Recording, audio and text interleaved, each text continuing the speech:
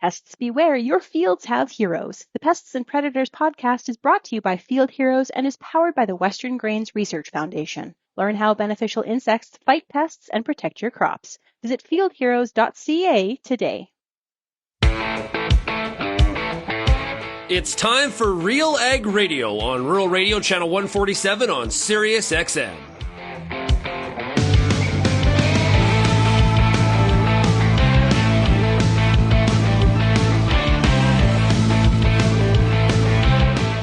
RealAg Radio and RealAgriculture.com is your home for insight and analysis of the issues that are impacting your farm business. Let's get real and get connected with RealAg Radio.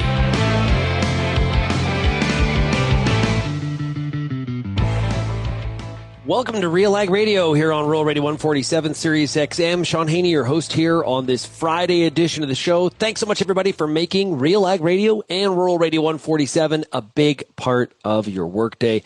Of course, also, big shout out to everybody listening out there on the RealAg Radio podcast. Well, it's Friday. It's been a very busy week on a number of fronts. We had the King of England in Canada. We had a court rule against the Trump tariffs. We got a lot of stuff. Parliament returned. Oh my, lots of stuff to chat about with the RealAg Issues Panel here this afternoon. We got Tyler McCann, Managing Director at CAPI, will be with us, as well as Kelvin Heppner and Lyndsey Smith of RealAgriculture. Looking forward to breaking down all the biggest stories of the week with them. And I hope you're having yourself a great time. We're going to talk about these wildfires, I think, today. We're going to have some time for that. Hearing about, seeing pictures, I was going to say, from some of the audience in terms of how smoky it is out there. Some of those fires in northern Saskatchewan, northern Manitoba, as well as Alberta.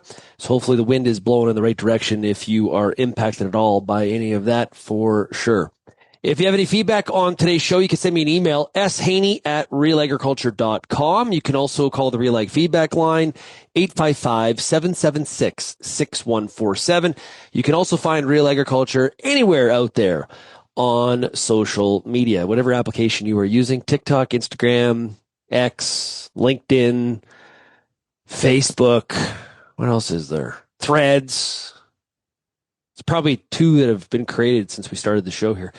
Also want to mention on Monday, The Agronomist, hosted by Lyndsey Smith, a great program. They're going to be talking about the uses and needs in the right applications for foliar fertilizer. This is going to be interesting. So we got Jared Chambers from ATP Nutrition and Dale Cowan from Agris Co-op.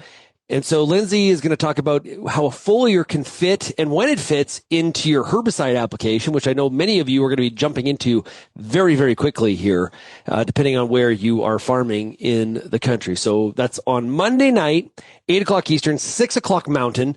And you can find it at realagriculture.com/live or on the Real Agriculture YouTube channel. So just search Real Agriculture when you go to YouTube, on top of all the other videos that we are creating. And if you get CCA credits, you can watch The Agronomist and you can apply for CCA credits. Sounds like a fun Monday night to me.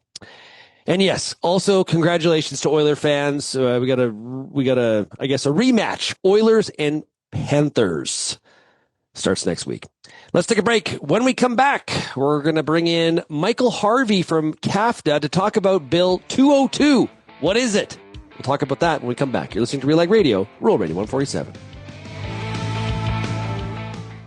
Time for a product spotlight with ATP Nutrition. Founder and CEO, Jared Chambers. The one thing that foliar should not be looked upon as is a way to fix a big problem that you're having. It needs to be built into your overall nutrient management plan. A lot of times the soil can't supply what the plant needs. This is where you have to put on a supplemental application to complement what you're already putting on in the soil. Sometimes we put on less nutrition we want for a wide variety of reasons, and foliars is a good way to top it up. Same concept is like starter fertilizer. What we're trying to do with a foliar, we call it a second opportunity of starter fertilizer. We want to give enough nutrition to the plant for 7 to 10 days. So let's put on the right amount, the right products, and the right ratios that feed that plant at that vegetative stage for 7 to 10 days. In-season nutrition on a regular basis to complement what they're doing in the soil. If you don't have a tissue test or soil test, then that's where we recommend a complete multi-nutrient product, like a relief product, to kind of get it right 80% of the time, because we know that's what the plant needs at that stage. Peter Johnson at Wheat Pete, RealAgriculture.com, and what an opportunity! Oh my gosh! You think you can't grow better wheat? You are absolutely wrong. We're going to show you how to strive for those record wheat yields that they get in the UK and in New Zealand. You can grow 150 bushel wheat. I'll show you how. Catch Wheat Pete's Word every Wednesday on RealAgriculture.com or download the podcast on iTunes or Spotify.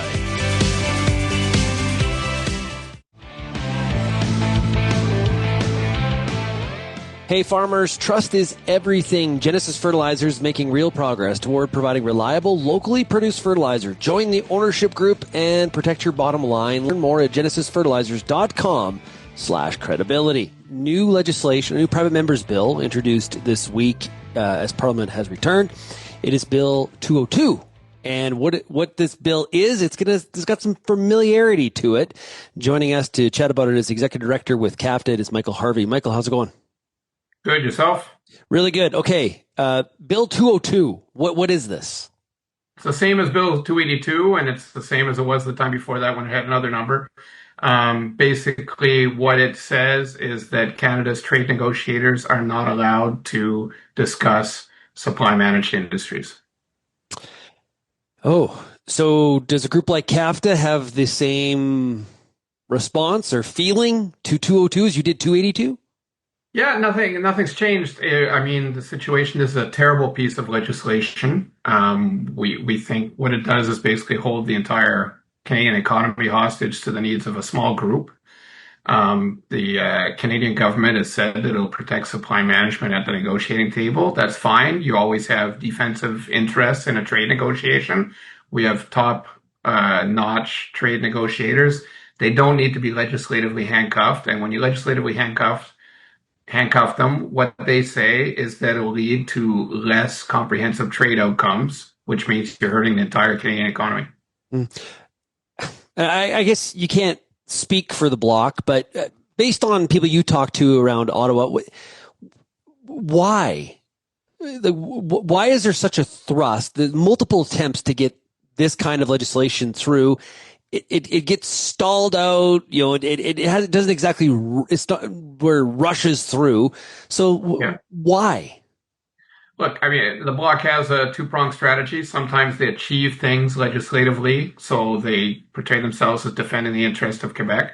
Sometimes they don't achieve things, which is evidence that Quebec isn't getting a fair deal in their perspective and therefore should separate. So the Bloc's got this method. Their politics are quite simple. They find issues that play to a specific audience and they portray themselves as defenders of Quebec. They don't need to look at the broader national interest, but they're not looking at the broader Quebec interest either, because this is a very bad piece of legislation for the economic interests of the people of Quebec.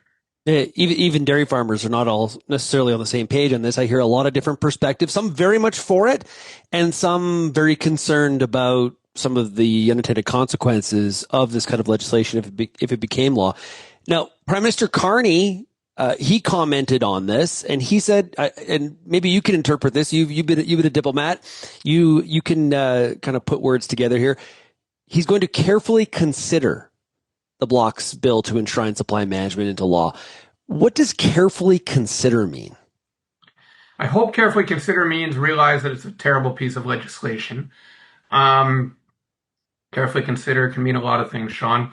But at the end of the day, the Prime Minister said during the campaign that legislation like this wasn't necessary to protect supply management in trade negotiations because the government would protect supply management in trade negotiations. And again, CAPTA's position is not one saying that anything should be conceded in trade negotiations around supply management. That's not what we're talking about. What we're talking about is that legislatively handcuffing our negotiators for one industry is terrible trade policy that makes us look dumb, that exposes weaknesses in our system, and is a red flag to negotiators from other countries.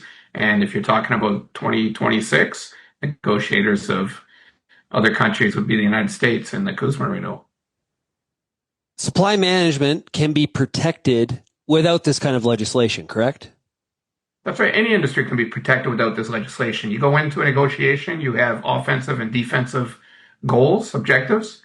Our trade negotiators have protected supply management. Supply management's there, and we have all kinds of trade agreements with other countries. So supply management can obviously be protected without this kind of legislation.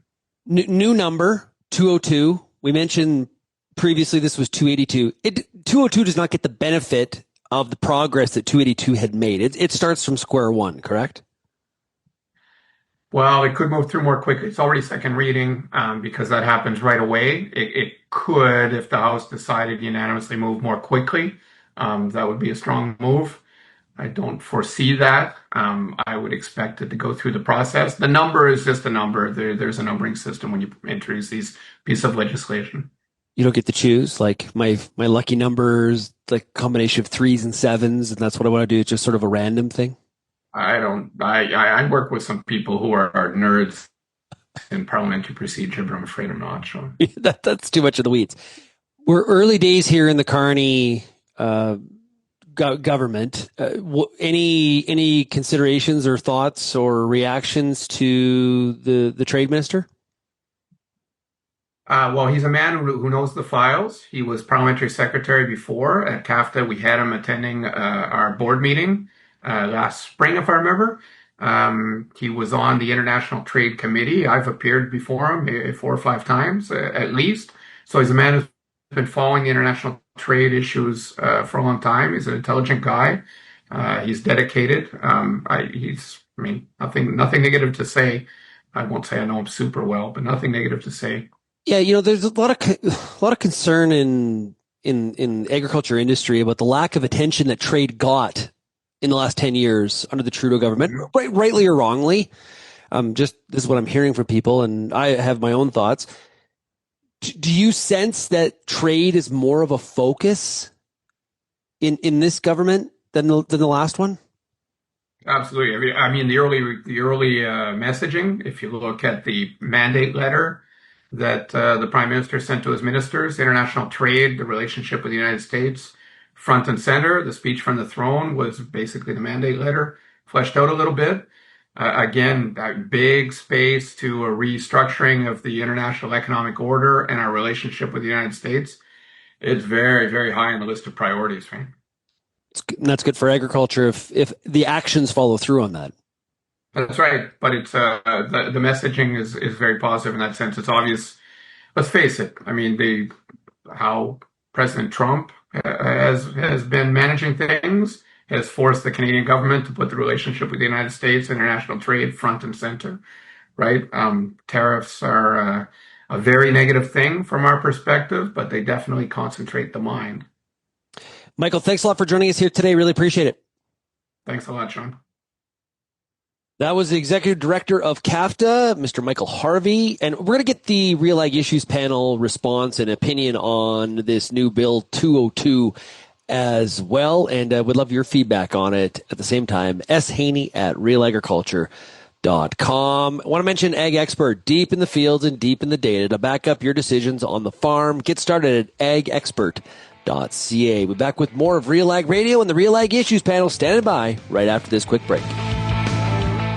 Hi, I'm Bernard Tobin, host of the Soybean School on RealAgriculture.com. Throughout the year, on the Soybean School, we'll bring you timely agronomic video content from planting to harvest, from the latest agronomic research to the latest in production technology. Check out our massive video library on YouTube, RealAgriculture.com, or download the audio podcast versions wherever you get your podcasts. The Soybean School is brought to you by Mazik Seeds and Lalamon Plant Care. Time for a product spotlight with Genesis Fertilizer. Joined right now by one of the board of directors, Garth White. I think Canada should be the powerhouse in agriculture. We should be number one in the world. We need infrastructure. We have a very strong fertilizer industry, but demand for fertilizer is growing 2 to 4% per year. So there's going to be need for more supply. It's important for the prairies generally and be self-sufficient and have a closed loop. It's farmer sustained, and also is that it's going to be sustainable. This plant will be the most modern, the most environmentally sustainable plant in the world. And I know when farmers start selling their product, the big guys like agri-food people are looking for sustainable product. You need to have some sort of stability in your own economy. And I think Genesis will play that role. It's having the best-in-class plant. We're also going to set up super centers in Alberta, in Manitoba, and in Saskatchewan. So there'll be a network. If you are interested in learning more, go to genesisfertilizers.com. And welcome to RealAg Radio. It's now time for the RealAg Issues Panel. Let's bring in the gang, the gaggle, the group. Lyndsey Smith out of Ottawa, Ontario. How are we doing, Lyndsey? I have hives. For those of you watching on YouTube, you'll know why. For those of you listening along at home, I lost a bet with Ken Kura. I am wearing a Toronto Maple Leafs jersey, and it's gross. Anyway, at least I look good in blue, everybody. But here you go. You're welcome, Ken. That blue does look good on you. I know, but it's the rest of it that's sort of bleh. Anyway. Well, that's fine. They lost. They did. Go Cats. Anyway, I do want to point out, Kelvin's here too, but last week, we all picked who we figured would be in the final, and I was right. So, yeah. Yay. Anyway, hockey time. It's a rematch. Carry on. Yeah, it is. What is it? The last 6 years, the Eastern Conference representative has been a team from Florida. No coincidence. Also, no income tax with the players to sign. Also joining us is Kelvin Heppner. He is out of Altona, Manitoba, and I think he is done seating. I think so too. I guess some of the emergent stuff is still happening. It's still a question mark, but yeah, it looks. I think we're done, and we moved on to spring this week. And yeah, I love how even though the Edmonton Oilers clinched their spot in the Stanley Cup final last night, we're talking about the Leafs on the show today. Well, it's like the Fan 590 in Toronto. It's just Leafs talk all the time.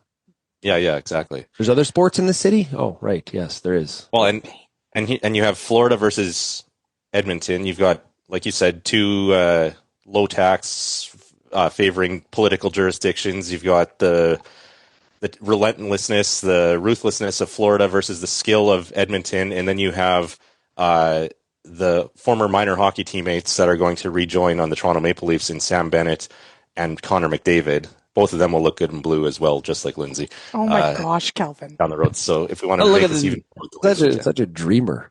Oh, this is what's wrong with Leafs fans. Anyway. Well, the person that's going to break down all of the NHL Stanley Cup final predictions for us is Tyler McCann. He's managing director of CAPI. Hey, Tyler, how are we doing? I'm doing well, Shaun. It's great to be with you all again. And all I seem to know is that this could be the year we elected a Liberal Prime Minister from Edmonton, and now the Oilers are going to win the Stanley Cup. So I don't know, Shaun, if those two things go together. But, see? Hot takes. It's going to be, I think it's going to be fascinating because, the Dallas team that played Edmonton was not the Dallas team that played in the first two rounds. They were different. So it'd be interesting to see what teams show up here in the final, because matchups matter. Obviously, Florida won last year.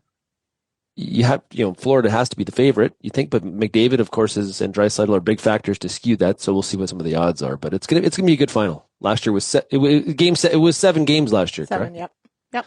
So okay, well, let's get into some of the talk here. We heard in the previous segment Michael Harvey, executive director from CAFTA, talking about Bill 202. The details very similar to the former private members bill 282. Kelvin, really not a lot new here. And I guess we're going to be having the same discussion, just a different number. Yeah, exactly. This is actually the third attempt by the bloc to pass a bill with this exact same wording. Bill 216 died on the order paper with the 2021 election, and then Bill C-282 died on the order paper this spring when the election was called, and so they're giving it another run with Bill C-202. And this one brought forward by the leader himself, Yves-François Blanchet, the leader of the bloc, brought this bill forward on the first day that he could. It's the second private member's bill to be introduced as part of this new parliament, and so he's hoping, and he told media yesterday that he's hoping that this bill could potentially get back to the Senate before the summer break, and he's even hoping that it gets passed before talks ramp up on the new North American trade arrangement, whatever it's going to look like down the road. Yeah, I am somewhat fascinated by the fascination that this is such a critical piece prior to the U.S. negotiation that we would have to take legislative matters in this regard. But Lyndsey, you always say that words matter. Prime Minister Carney said that he was going to carefully consider the bloc's bill. What does that mean? Oh, who knows? No, words do matter, of course. I think that, this is Carney's very first week as, Prime Minister sitting in Parliament. And I don't know. I mean, it's sort of one of those, we saw what happened with the last one. As Kelvin mentioned, it sat in the Senate and died there. I feel like Carney's got enough going on that, sure, he'll carefully consider it'll go where it goes. But at the same time, we've got way larger issues at hand. We've got meetings coming up where we should see some of these, and we're going to talk about it today, some of these nation building projects that are the focus. What does it say about the Bloc that this is what they bring forward right away? They're consistent? I guess, or maybe they're shallow. I don't know which one you want to go with. I suppose it's something to get things rolling. But at the same time, I feel like it's, with all the issues it had last time, and what it was intended to do, and just the landscape, I think right now politically and over trade, it just doesn't. I mean, I wasn't a fan of 282. I'm not going to be a fan of this one, but to me, it just seems like a bit of a waste of time. And really, I don't know. I think it just misses the mark really on what we're all focused on right now. Tyler, what's your thoughts? I think probably pretty similar to what Lyndsey said. Again, I think it's important to understand that the reason why the Bloc likes this bill, I think, is because they see it as a political wedge. It's a good way to let them, as an opposition party, take a hard line that you can't actually take when you're in government. When you're in government, you actually have to do trade negotiations, and you actually have to live in the real world where one party doesn't get to actually decide what's not on the table in a trade negotiation. At the end of the day, I think all that C-282 did was divide agriculture stakeholders in unproductive ways. And I think, unfortunately, the Bloc continues to put their own politics ahead of what's largely in the best interest of farmers. And the other thing that I think is always underappreciated when it comes to this bill and this notion of supply management being on or off the table is that at the end of the day, the government of Canada will make whatever concessions are needed to get a deal done. They will fight tooth and nail to protect supply management, just like every government fights tooth and nail to protect its own sensitive sectors.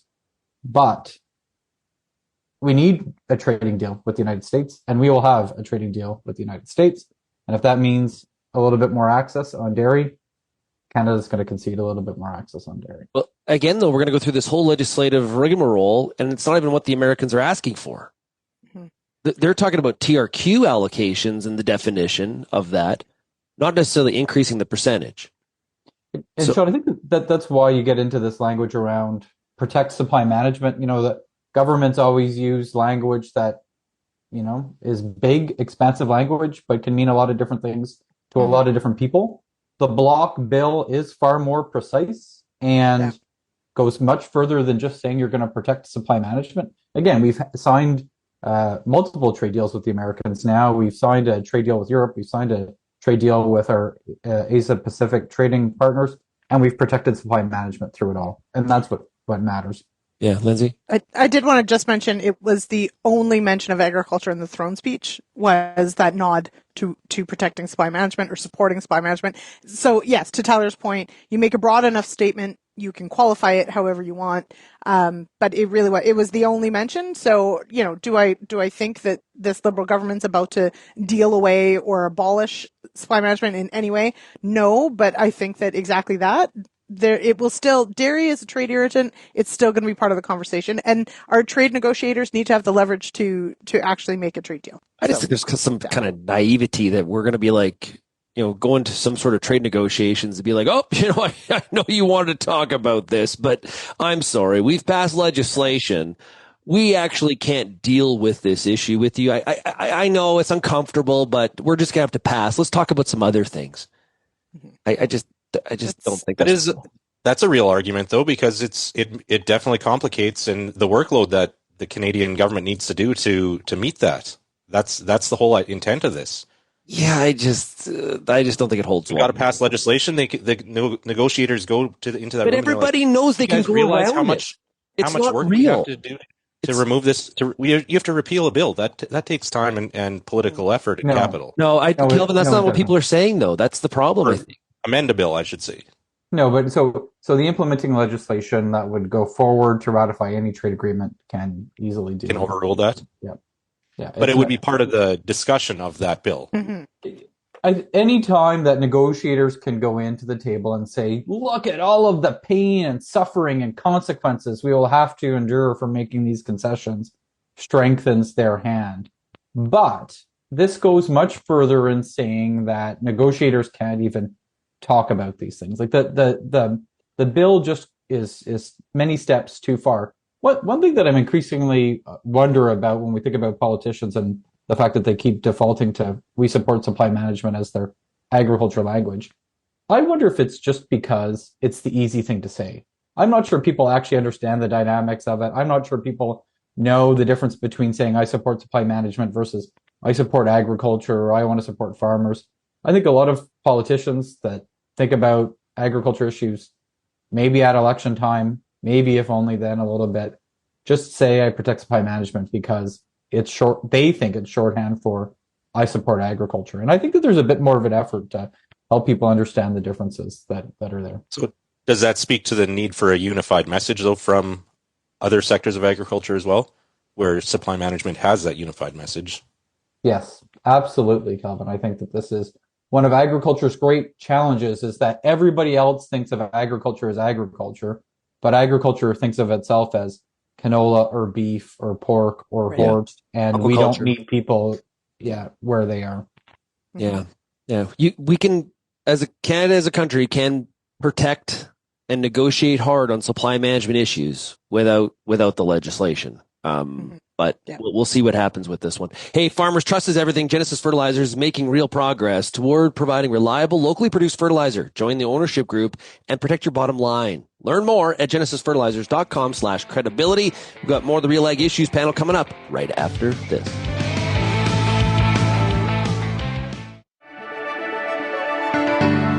Built on over 100 years of seed innovation and unwavering commitment to farmers, Pioneer 100 Series canola hybrids deliver a step change in yield performance and agronomic traits.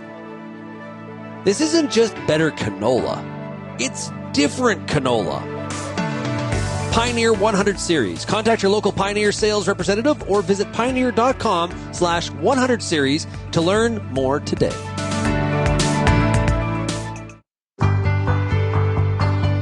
It's summertime, and you've got a lot of important decisions to make when it comes to your corn crop. Let the Corn School on RealAgriculture.com help guide you through those big decisions with input from leading experts in the field. If it's spray timing, disease identification, or any other field issue, the Corn School's got you covered. The Corn School on RealAgriculture.com. Brought to you by BASF and Pride Seeds.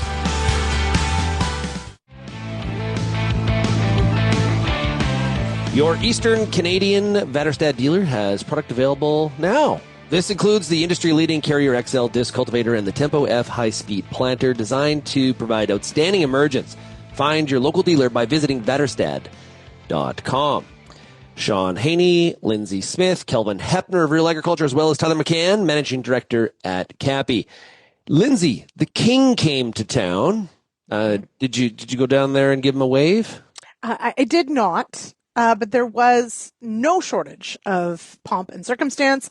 So the king and the queen toured Lansdowne. There was the farmer's market. So I will say, it's the whole 6 degrees of separation. I did know a couple people who were there. And they did, in fact, visit a sheep dairy stand.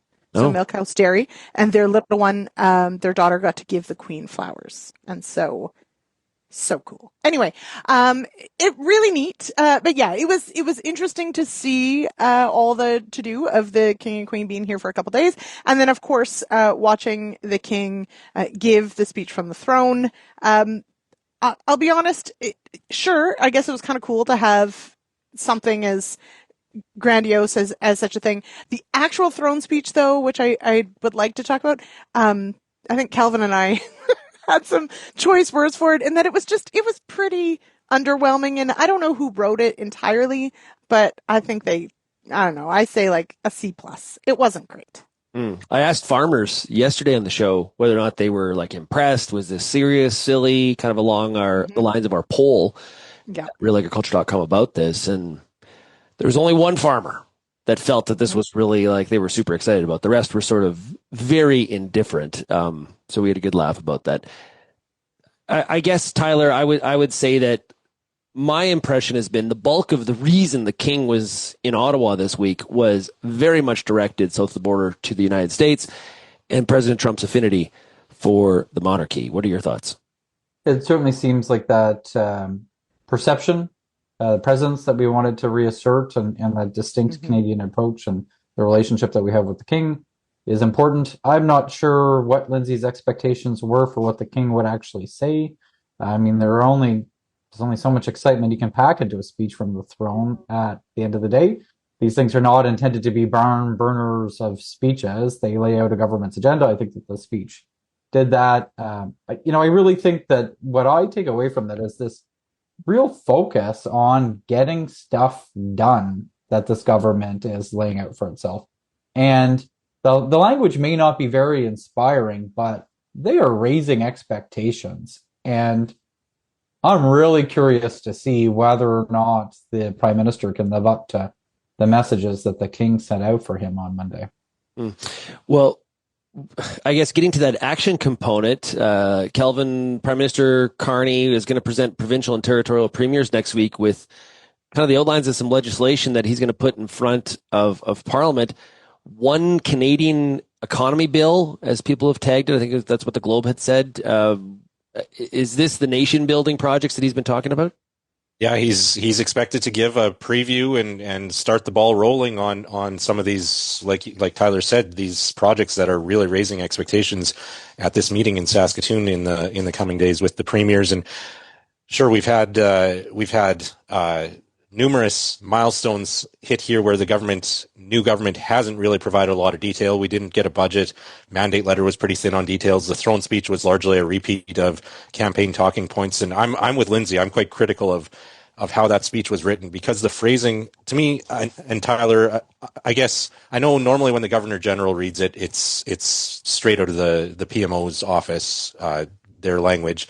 And it was the same thing, disappointingly, with the King, because I expected them to at least take some of the political talking points, reword them so that they were in different words. When I read the text of the throne speech, it was exactly the same talking points that Mark Carney used on the election campaign trail. And I thought they could at least give the King the honor of not having to repeat exactly the Liberal leader's political talking points, that kind of thing.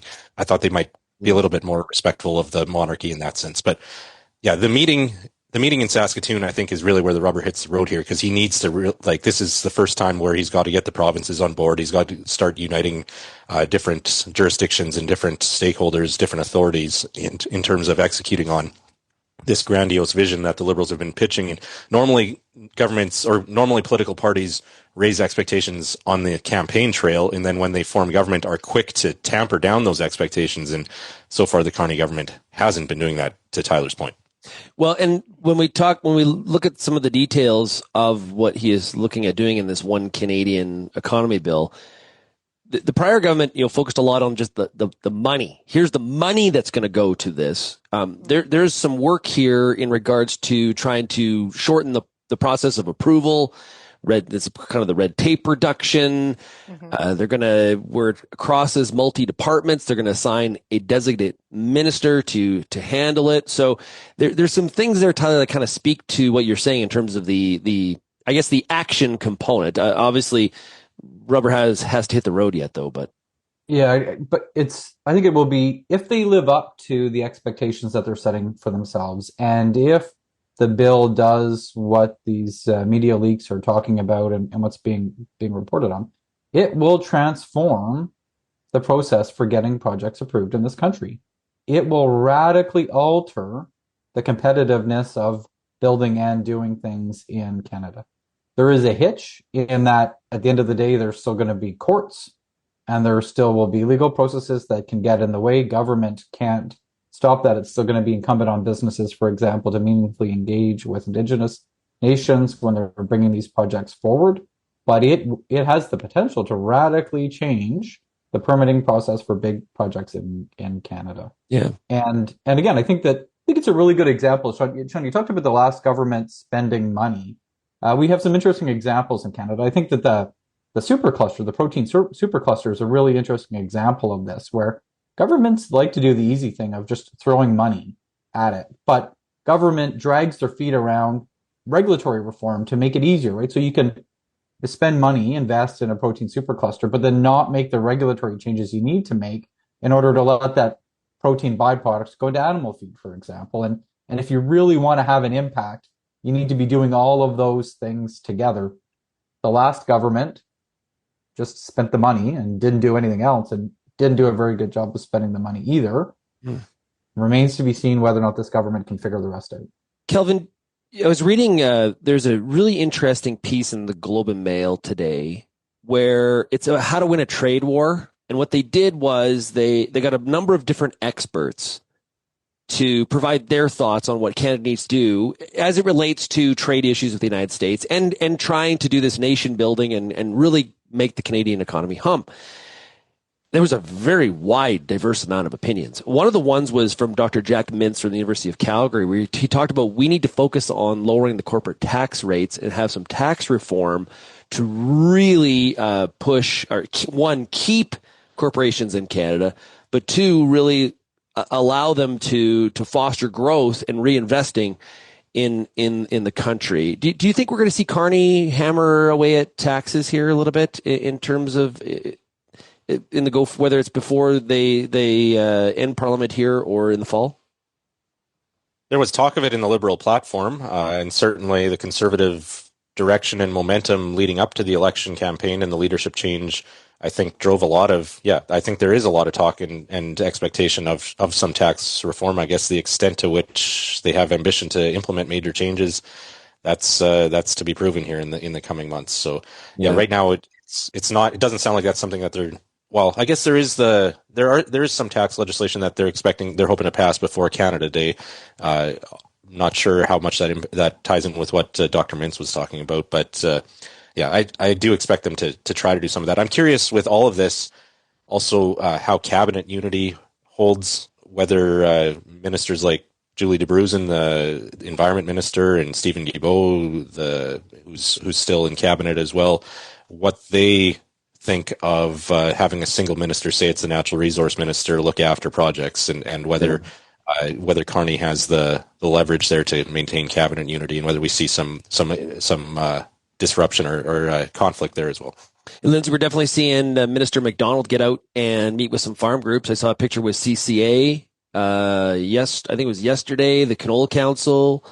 He's definitely making his rounds over the last 2 weeks, trying to introduce himself to the industry and probably hear some of the things that they would like the government to be focusing on.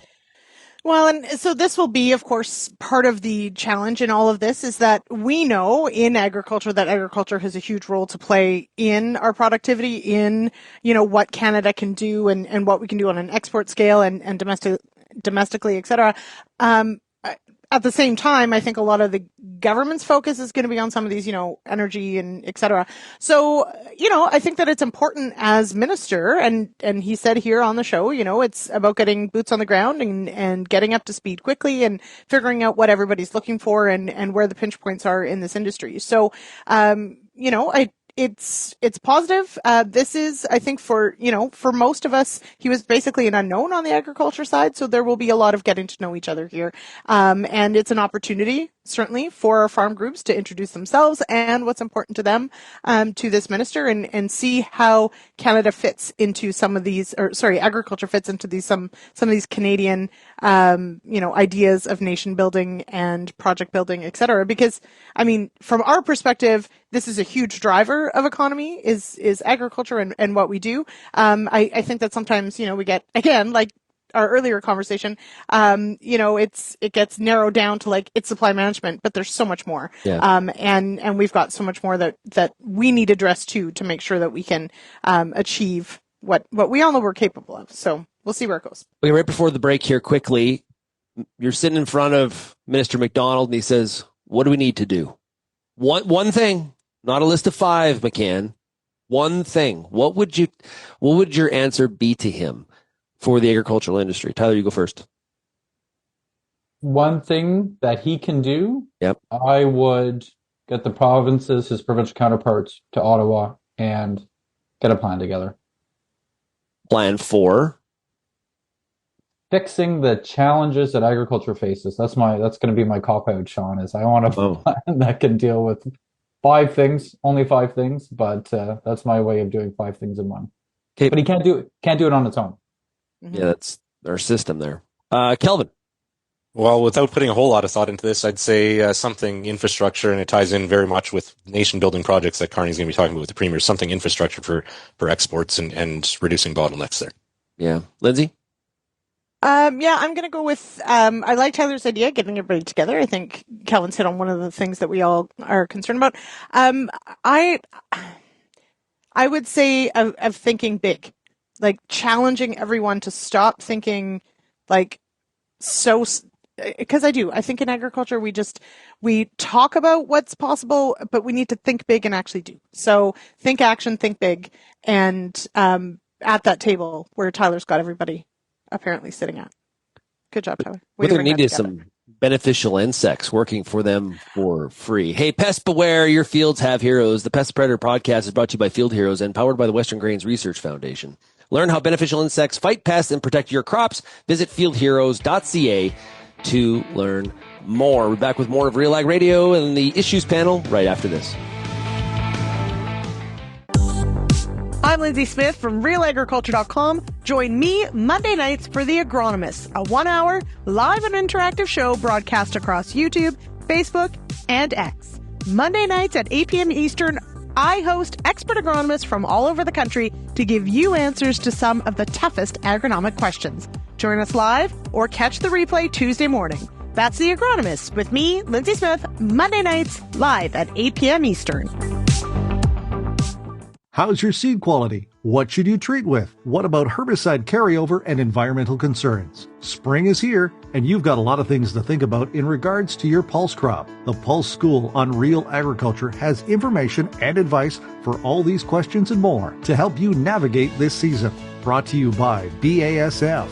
Pulse School episodes are available at pulseschool.com, realagriculture.com, or as a podcast on your favorite streaming service. Download the latest episode today. And welcome back to RealAg Radio, RealAg Issues Panel. This segment is brought to you by Ag Expert. Deep in the fields and deep in the data to back up your decisions on the farm. Get started at agexpert.ca. Lyndsey, you're swift on the computer. I'm sure you're using something like Ag Expert out there. You know what? It's on my list. I haven't yet made the leap, but Ag Expert it's in the top 3 for good reason.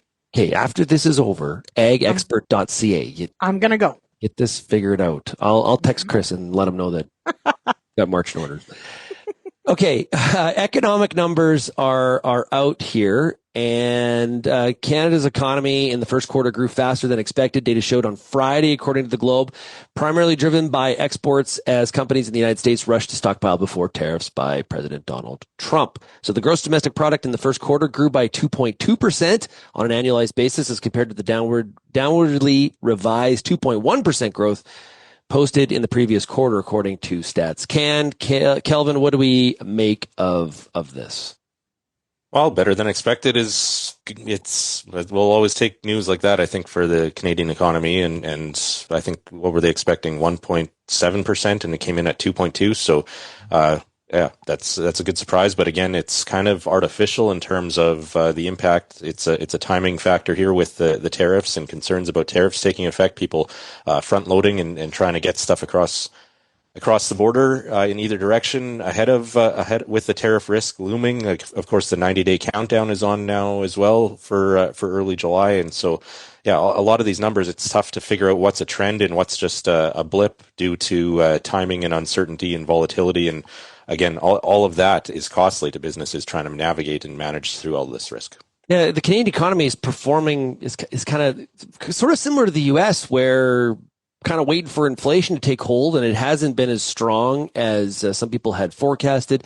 You know, you look at the Canadian Farmer Sentiment Index, and farmers, though not very optimistic about the ag economy, in the next 12 months. 40 out of 200, quite pessimistic. That's 2 quarters in a row where we're like 36 or 40, very low.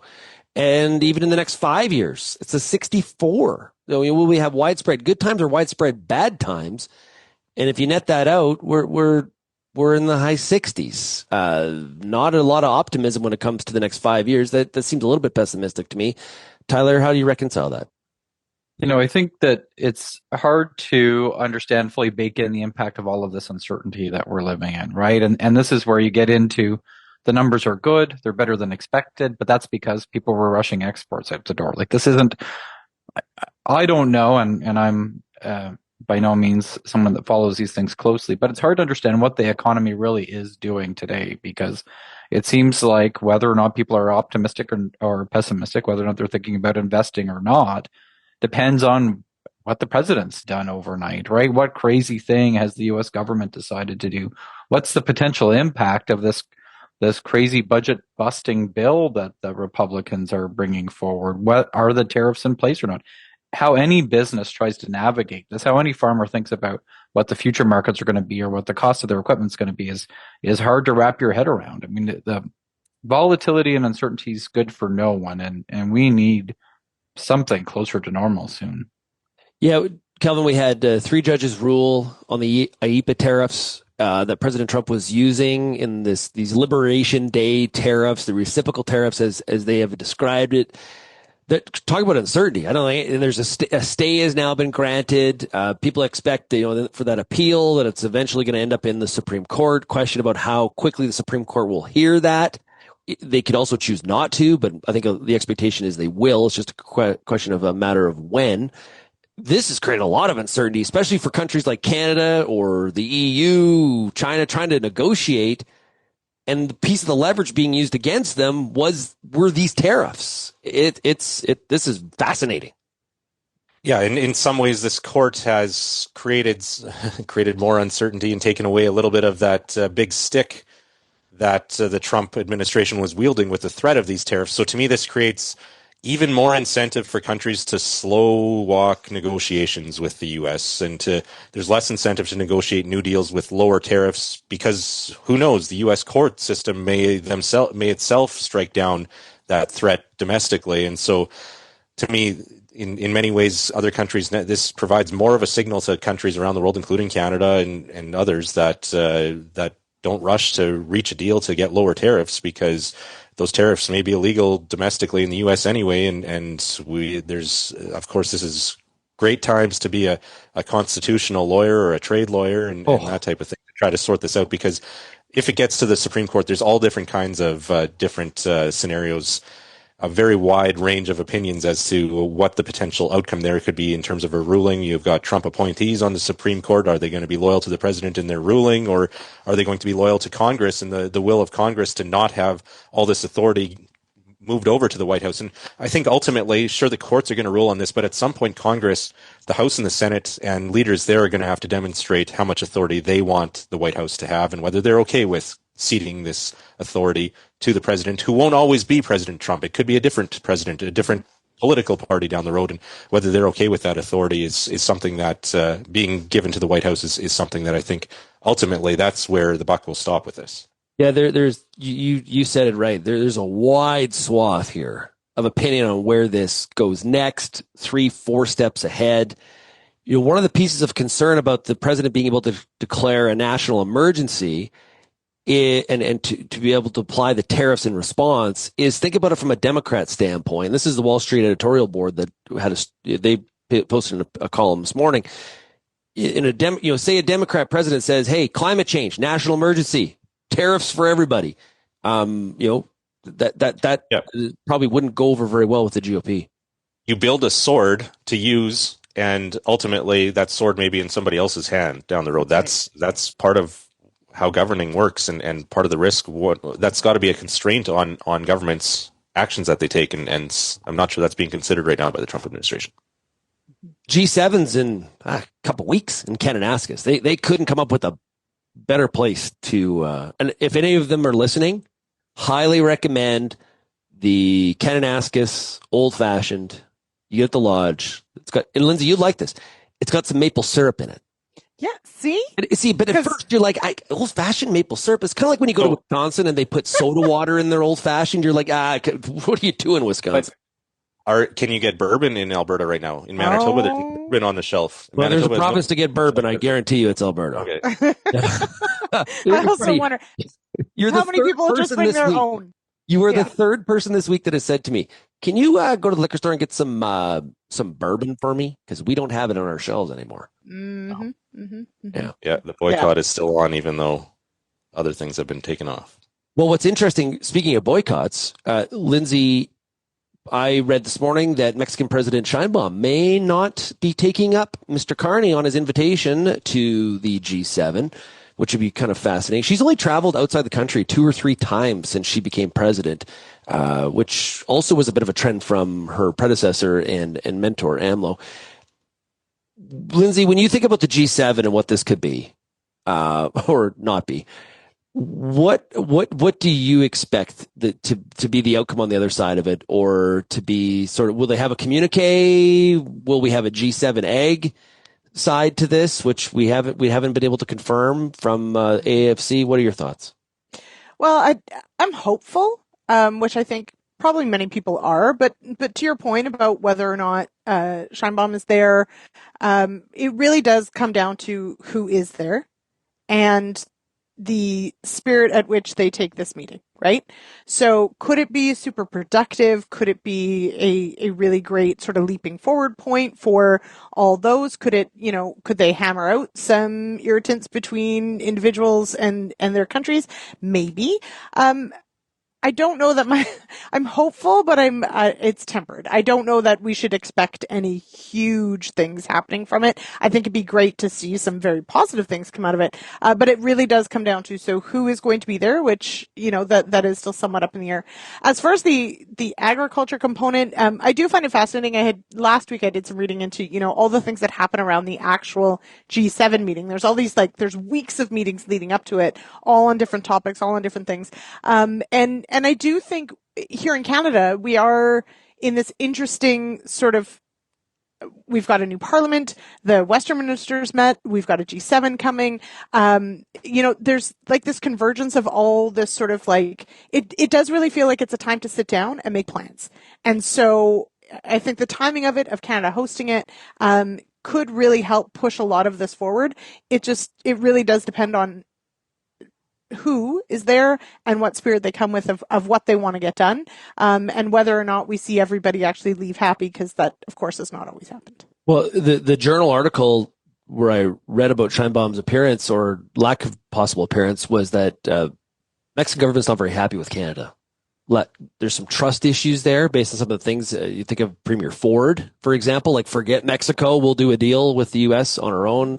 So there's some fence mending to possibly do there, especially if they're going to work together in this renegotiation in the CUSMA USMCA agreement with the Americans. So, hey, we're out of time.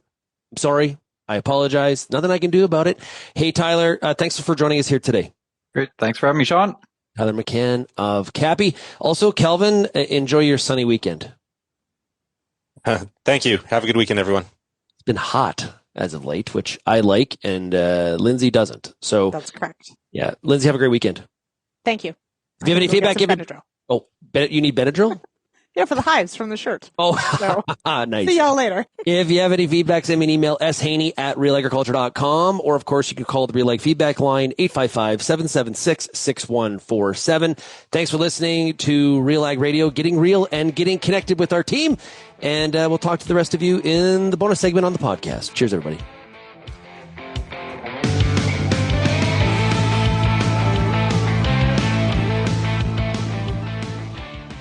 We are back. Here we are in the bonus. One thing we didn't talk about during the show was the wildfires.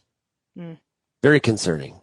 Kelvin, north of you in Manitoba and also in northern Saskatchewan. I saw some pictures last night on social media. It's very concerning. Yeah, it is. And certainly you ended the show saying enjoy the sunny weekend. And the last few days we haven't had a whole lot of sun here. It's been hot. It's been warm, but the sun's been this little pink disc in the sky most of the day because of the smoke. And we're a long ways from the fires. But people living in towns like Flin Flon, fires getting real close there, and that's certainly scary. And we know wildfires are a natural occurrence. It's just when they get close to where people live, it can be devastating. And right now, our thoughts and go out to all the people fighting them and fleeing them and trying to deal with that stress. And even I believe in Alberta, there's some wildfires as well right now. Our coworker Amber has some connection there, and so it's certainly that season and something that I think certainly government has a role in this and needs to make sure it's properly allocating resources to it in policy and cutting red tape around it too.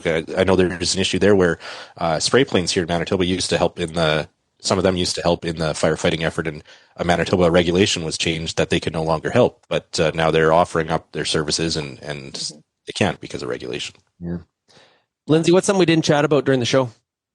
Oh, crumb. That's a really good question. I don't even have the list in front of me because, well, actually, let's explain to everybody how we do this because I think it's a lot of fun.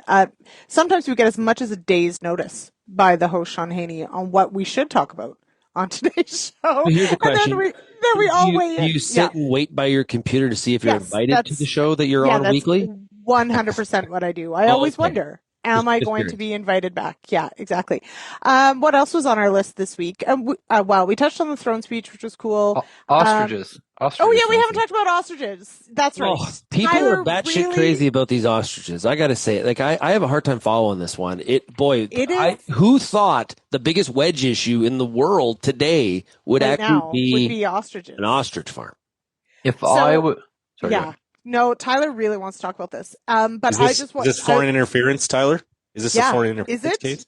I mean, I think in my mind, what this is a signal that U.S. farmers should be very worried because apparently the position of the U.S. government today is that they will just import avian influenza into the United States. And so, if that's how the U.S. cabinet thinks this, like they're going to fix these issues, great. I think that would be a real clever solution for the government of Canada. Let's just take these birds up and export them to the United States. If the U.S. government doesn't care about animal health or disease control, then good on them. Let's send them to Florida. For those people that have not been in the dark depths vortex of social media and these ostriches, give us the succinct. What is actually what's going on?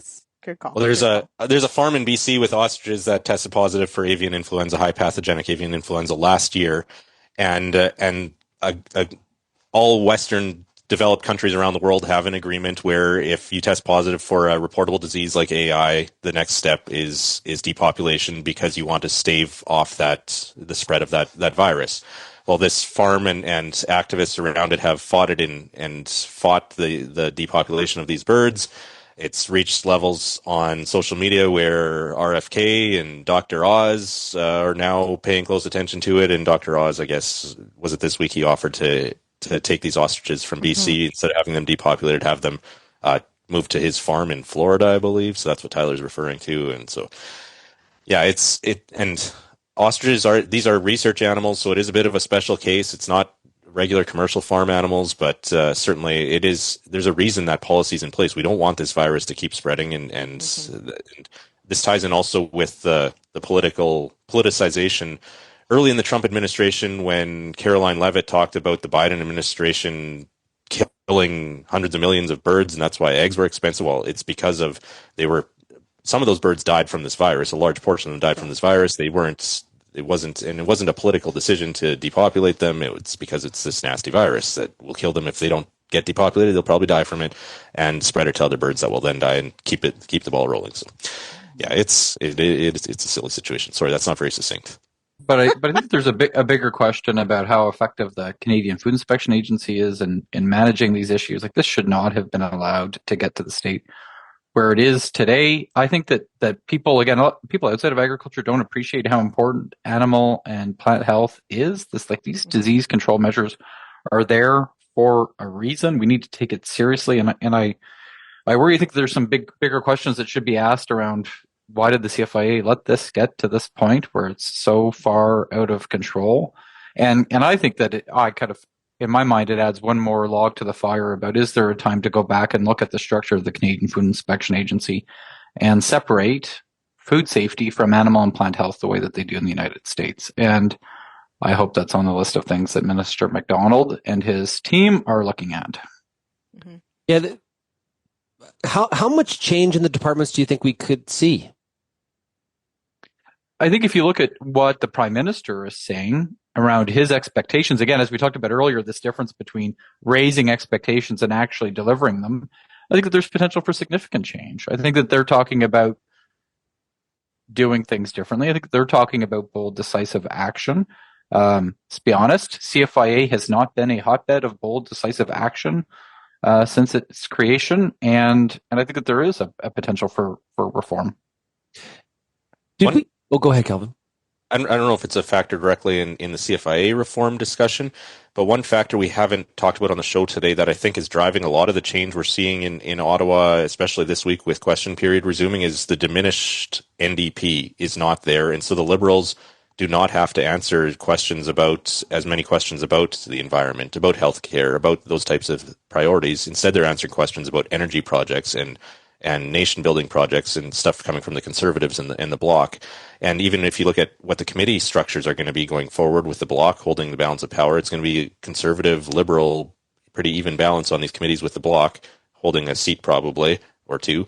And I'm curious, I think in general our political discussion coming out of Ottawa is going to be quite different because the NDP doesn't have as strong a voice. But I think Kelvin's got that backwards, right? I think that there's a difference between saying we're not talking about environmental issues because the NDP is not there, and saying the NDP is not there because we're not talking about environmental issues anymore, right?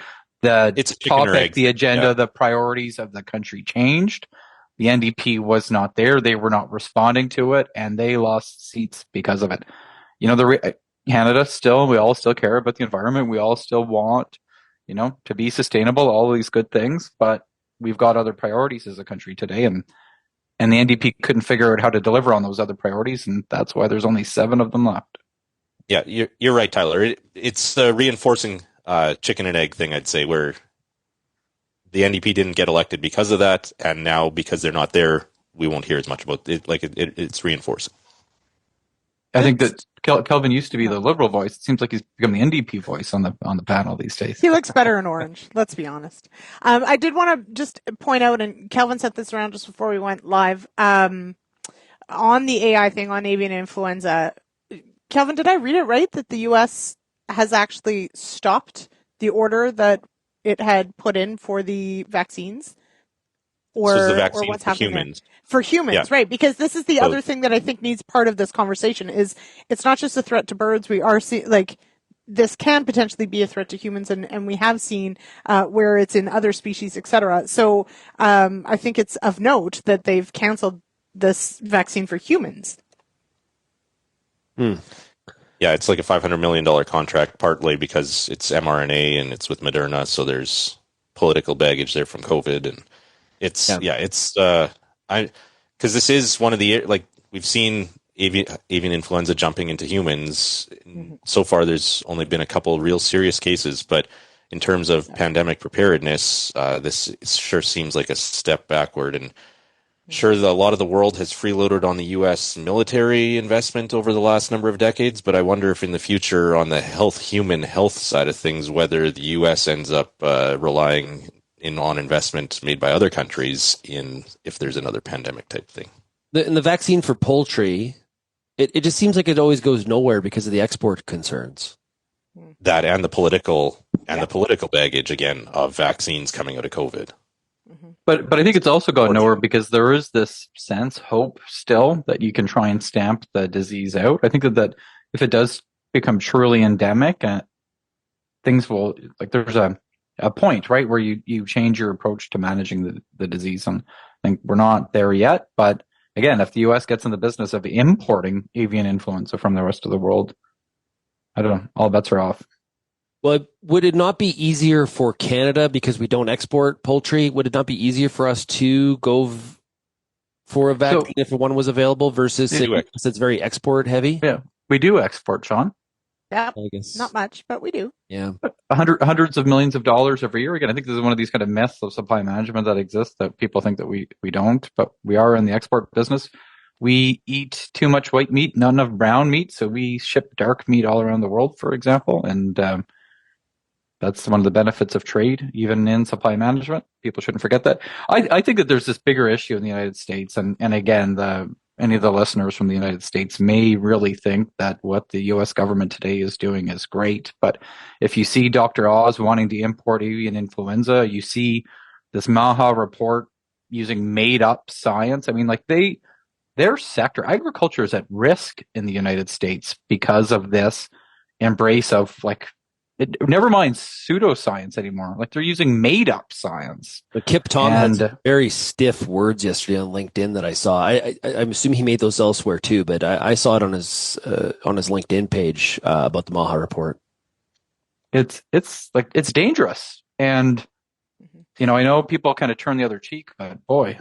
Well, I think from an agriculture perspective, I think ag is pretty. We saw quite a bit of pushback on this Maha report. Now, some even said, I've heard other criticisms too, that some of those reactions were pre-written, and there was a feel that some of the groups overreacted to what was actually in the report. Let that settle for however you feel. But House Ag Ranking Member Craig said, "Hey, that effort should be evidence-based and driven by cutting-edge science, not social media algorithms or health influencer trends. The Maha Commission report is an overambitious document that fails to meet those standards. It cites fake studies, misrepresents nutritional and agricultural science, and mistakes correlation for causation." So that's House Ag Ranking Member. I think we're not seeing a lot of pushback from farm groups as it relates to the trade agenda. They continue to say that we're going to give the president some runway on this. This is the Maha report. This is an area where we can see lots of pushback. It's not as personal to the president, and there is some separation with Secretary Kennedy. So I think we're going to continue to see a lot of pushback on this. Kelvin, I see you nodding. For you. Yeah, I agree. I think there's certainly a wedge here that we are seeing in public between farm groups and the agriculture industry and the Trump administration that we haven't seen on the trade and tariff front. Yeah. Lyndsey, what were your thoughts on the Maha report? I can't say them, even if this is only the podcast version. I can't say my true thoughts on, and not just the report itself, but like overall. But I'll just, for me, put a few things together here. So I think it is, I agree, it is dangerous to use what we believe or what I heard on Facebook as fact, correlation and causation. These are when you go down the rabbit hole and look at what's happening right now with measles outbreaks here in Canada, where just this week we had an Ontario school that actually closed because it had measles cases and not all the children are vaccinated, and so they actually closed the school. There are consequences to the decisions that we make on things like how we handle diseases, how we handle public health, how we handle vaccines. And we have been coming from a place of incredible health and wellness and plenty, and we can then, because we have been safe and have had a safe food supply, and we've had vaccination, and we've had healthy people, that you get complacent about some of these things, and you start to think, well, maybe we don't need them. And this is what happens. And so I would just caution that when we don't listen to what, and don't get me wrong, we should absolutely, have very smart people vetting this is why we have a peer review process for our scientific papers, etc. But when we put it to the side because of our feelings or beliefs, it doesn't go well. And it is definitely, whether it's AI, whether it's measles, whether it's, crop protection products, etc., it's a slippery slope, and it's very concerning. Yeah, I think two greatest assets for agriculture in terms of that Maha committee is having Zeldin and Rollins there. That has to stay that way, and it's the only thing that sort of keeps that potentially that thing from being a total runaway. With Rollins, though, to me, there's some concern from agriculture's perspective that her loyalty is more to the Trump regime than it is. I was going to say that too. Yeah. Yeah, but you can use that loyalty and that influence to your advantage too, right? So she's more loyal to her being the Secretary of Agriculture than she is to being the representative and liaison for MAHA. Again, I think that there's a line, Shaun, that report gets pretty close to where I don't know. I'm less convinced that that's as much of a kind of major victory for those representatives that you talk about. Like, I don't know. It's a risky game. Like it's like, this is not small potatoes that people are playing with. This is the future, the backbone of American agriculture, the backbone of global agriculture is reliable access to crop protection products that are grounded in safe approvals. You also need consumers to accept that these products are safe. You need them to have faith in the systems that exist. And if we lose that, like it's dangerous. And again, it seems like I know that the report may have been better than it could have been, but doesn't mean that it was a good report. Doesn't mean that this is a victory for Secretary I didn't say it was a good report. I said it was softer in nature than what the expectation was on the front end, leading into it. I think there's a lot of concern. You know, when I was in DC a couple weeks ago talking to Agricultural Retailers Association, Crop Life America, there is major concerns here about the access to crop protection products going forward, whether that's new technologies or that's keeping the older ones that we've been using for decades on the shelf. Major concern, and they're pushing back hard on this, and it's going to be interesting because I think everybody goes back to last October-ish, September-ish, where the president said, you know, we're going to let Bobby run here a little bit, and then we'll yank him, right, and keep him in line. So we're still waiting for the keep it in line part.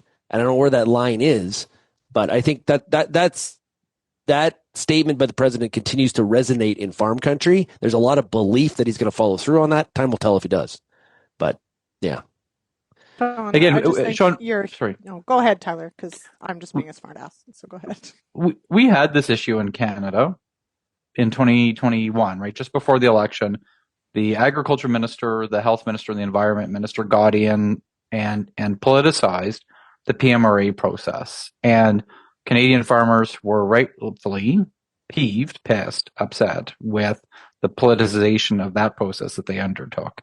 And it was bad whenever Liberal ministers did it at the time, and it's bad whenever Republican cabinet secretaries are doing it in the United States now. Yeah. Lyndsey, what were you going to say? Oh, I was just going to say you're just in with big beef tallow. So that's no. I'm not. Tallow's great. Tallow's great. Okay. Yeah, I got a buddy in Red Deer that you know, he cooks a lot with tallow. He's been I do know. But tallow's great. But I love my canola oil. I do too.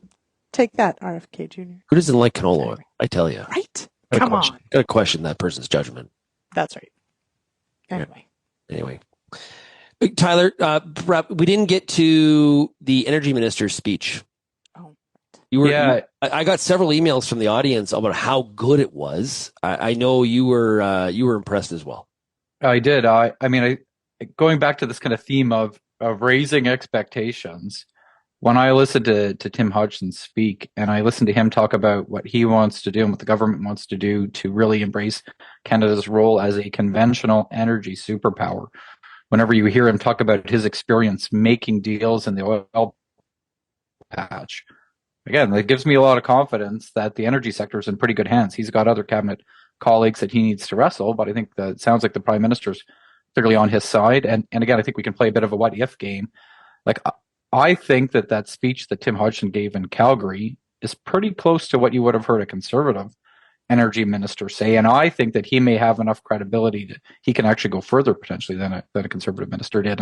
And what I heard a lot of people say, Shaun, is what we're looking for now is the agriculture minister to step up to the plate and deliver that same type of speech, talking about that same type of growth agenda for agriculture. He can take lessons from his cabinet colleague. I think you're getting emails from the same person as I am.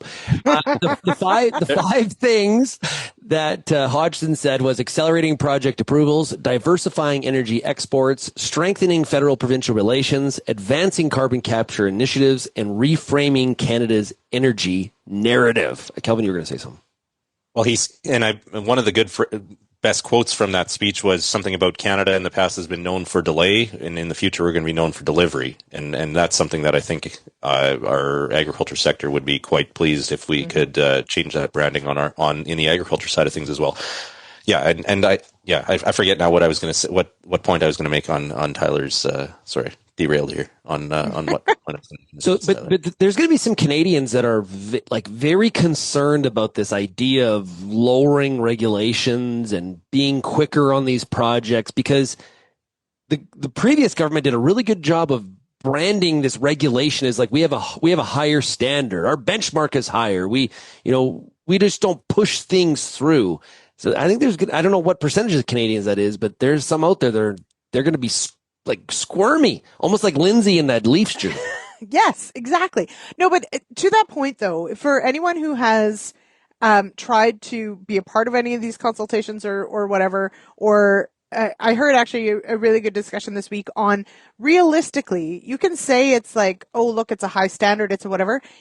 It's really just like a non-tariff trade barrier. You've put a process in place that is so arduous, that is so incredibly complicated and lengthy, that all you're doing is creating a whole bunch of work for consultants, a whole bunch of work for moderators. They all get together and nothing actually happens. And so to me, as someone who, and like to Tyler's point, as a farmer, as someone who manages land, I feel very strongly about our responsibility to take care of our water and our soil and our air. And that is something that many Canadians, most Canadians, I think would value. You can have a consultative process that doesn't have to be a barrier to anything happening, so that you do take care of the things that need taken care of, the setbacks that need considered, the groups that need to be involved. But if the goal is to actually get a project done, that consultative process has to move forward. And far too often in the last while, these processes, these consultations that have been happening have literally been roadblocks and designed that way. And none of the projects ever got done on purpose. Yeah. Like it wasn't even, yeah.